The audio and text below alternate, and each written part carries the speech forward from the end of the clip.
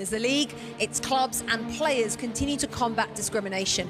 This month is Black History Month over in the UK, and to celebrate it, our colleagues at Sky spoke with several players to discuss their heroes growing up and the impact they had on their lives.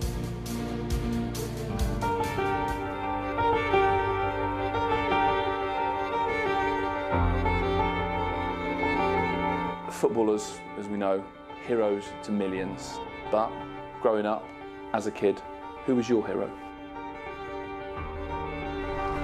Thierry Henry. Muhammad Ali. Nelson Mandela.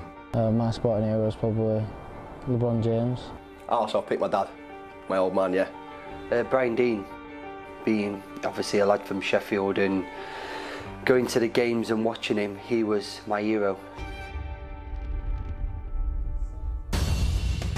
You can find much more content celebrating Black History right now over on NBCSports.com/soccer. Welcoming you back here to LA. Tim Howard, Robbie Mustoe, and myself, Rebecca Lowe, outside our No Room for Racism wall that the fans have been signing. It's a chance for us to really take note and take stock of where we are with these anti-racism initiatives, Tim. Do you think we're still making enough ground up? Yes, this is a continual process. I'm proud of what the Premier League is doing with the No Room for Racism campaign. We have to keep going. We have to keep leading that charge and put it at the forefront of people's minds.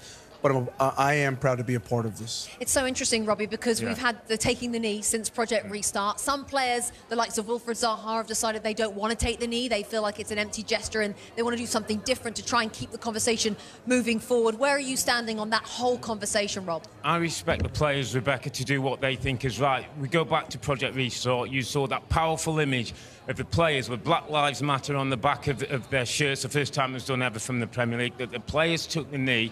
And I think it sent a message out, and it was that the Premier League stand with the players for racial equality, for social issues. And my point, like Tim's, is they deserve a pat on the back, the Premier League, for the No Room for Racism. But what I would say is there's no room for complacency. This is an ongoing process that we have to keep working on. Well said. Robbie Mustoe, it's interesting because I think 10 years ago, 15 years ago, these sort of initiatives were there. They were kind of in the background. They weren't at the forefront. Here we are with this wall. As Robbie and Tim say, the Premier League themselves are continuing to push this initiative. And that's the key, isn't it? I think we've seen programmes before that come and go very quickly. I think it's a great shout that the players are continuing to take a knee this season. The longer the light is shone on this issue, it's going to help. It's going to help educate over a period of time. So as the guy said, this is great. Let's just keep it going, keep it in the forefront of people's minds. So over time, for people that need to be educated, they will be. Let's keep it going. OK, you've all got pens in your hand. I'm going to get my pen as well. We're all going to sign this wall, just as the fans have been doing. Guys, find a space if you can to show our support for There's No Room for Racism. Robbie, Tim and myself, they're all signing this wall. I'm just going to give you my pen back. Fans here, as I say, in LA have been signing the wall as well, proclaiming there is no room for racism.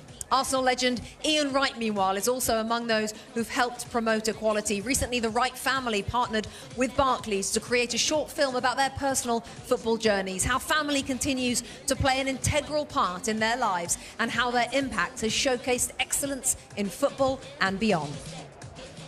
Did you ever think there'll be 3 generations? Some of us have played in the Barclays Premier League, and now there's a possible another one.